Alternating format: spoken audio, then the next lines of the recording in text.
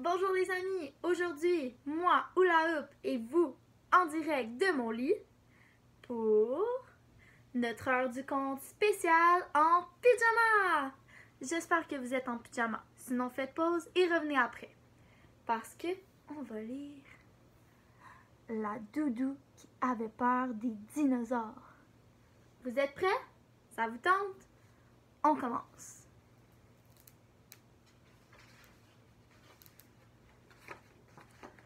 Aujourd'hui est une journée très spéciale, une journée pédagogique, ce qui veut dire congé de maternelle.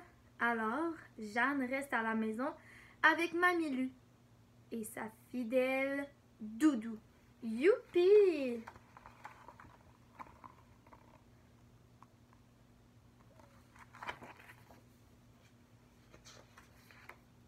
À peine réveillée, Jeanne fait le ménage de sa chambre.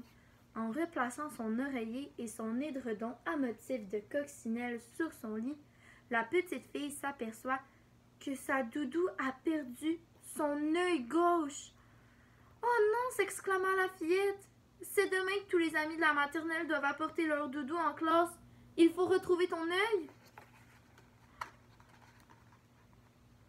Comme vous pouvez voir, moi aussi j'ai sorti pas une, mais toutes mes doudous, toutes les princesses que j'aime.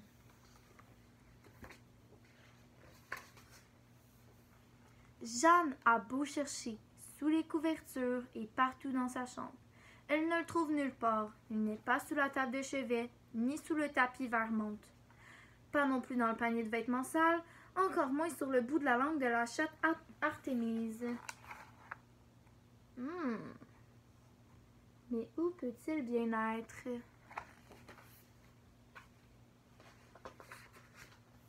Pendant ce temps, que fait la Doudou? En plus de ne voir que d'un œil, elle se sent triste et fatiguée.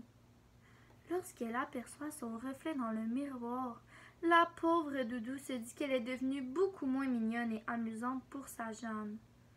Oh, c'est un peu triste, hein? La Doudou imagine que sa petite compagne préférera la remplacer et s'endormir collée contre le fringant dinosaure multicolore que le Père Noël lui a apporté. Ah non! La Doudou a une peur bleue des dinosaures. Ouh! Est-ce qu'il vous fait peur, vous, le dinosaure avec ses grosses dents?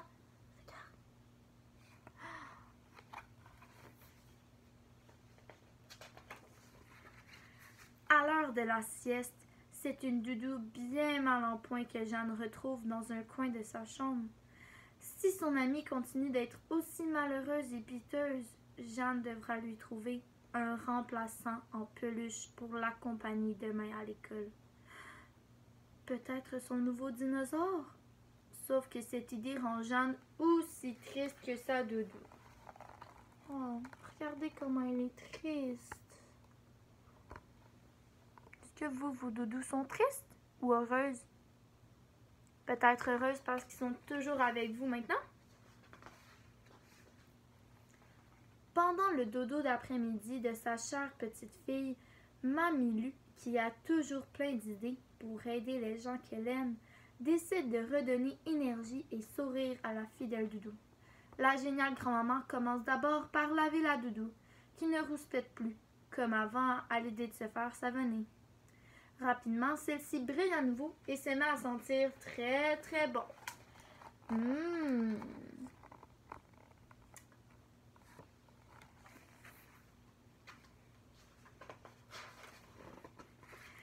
À la place de l'œil perdu, Mamie Lu décide de coudre un splendide bouton bleu ciel trouvé sur un vieux manteau d'hiver oublié dans une boîte au grenier. Mais la Doudou a très peur des aiguilles, presque autant que des dinosaures. Elle refuse de rester dans les douces mains de l'habile couturière et préfère se sauver en courant. La Doudou court loin de Mamie Lu. Qu'est-ce qui va arriver selon vous? Est-ce que la grand-mère va le rattraper? Peut-être que non. Après avoir essayé toutes les cachettes possibles, la Doudou choisit de se réfugier dans le panier de son amie la chatte. Mais Mamie Lu connaît tous les recoins de la maisonnée. Et elle sait aussi reconnaître les miaulements d'Artémise lorsque celle-ci est dérangée par une doudou morte de trouille. Miaou! Je comprends que l'aiguille puisse te faire peur, dit Mamie. Mais ne crains rien, je vais faire ça très doucement. Et après, tu te sentiras beaucoup mieux.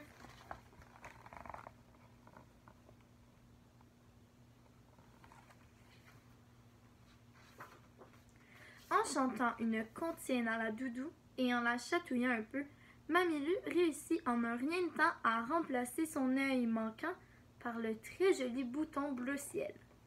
Aussitôt remise du léger picotement ressenti, la doudou retrouve son splendide sourire. Mais sa joie ne dure pas. En se regardant à nouveau dans la glace, elle s'aperçoit que son autre œil est sur le point de tomber. Il ne tient plus qu'à un fil. Oh non! La doudou va perdre son autre œil. Est-ce que la grand-mère pourrait lui recoudre? Peut-être? On va voir.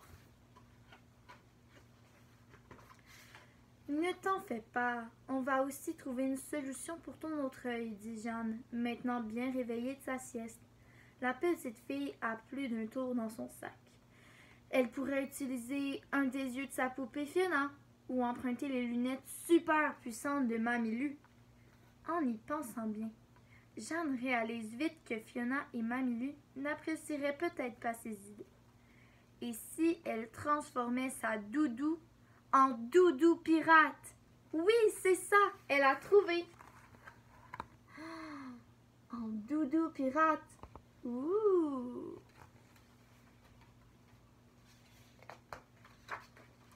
Mamie Lu est emballée.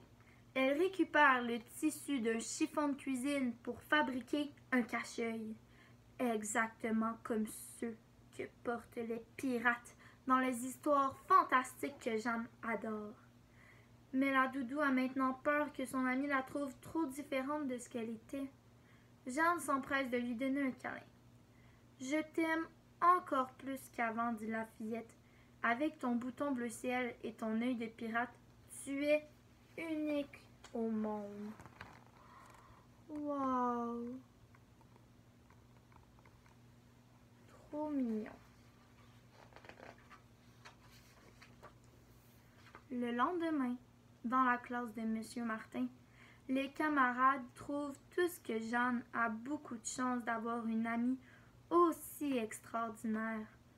Quant aux autres doudous, elles veulent toutes jouer avec la doudou de Jeanne, la seule et unique doudou pirate, qui n'a plus peur de rien, même pas des dinosaures. La doudou pirate va jouer avec un doudou dinosaure. Voilà, c'est à la fin pour notre deuxième heure du conte en ligne, la doudou qui avait peur des dinosaures. N'oubliez pas de partager cette histoire avec tous vos autres amis. On se retrouve à la prochaine!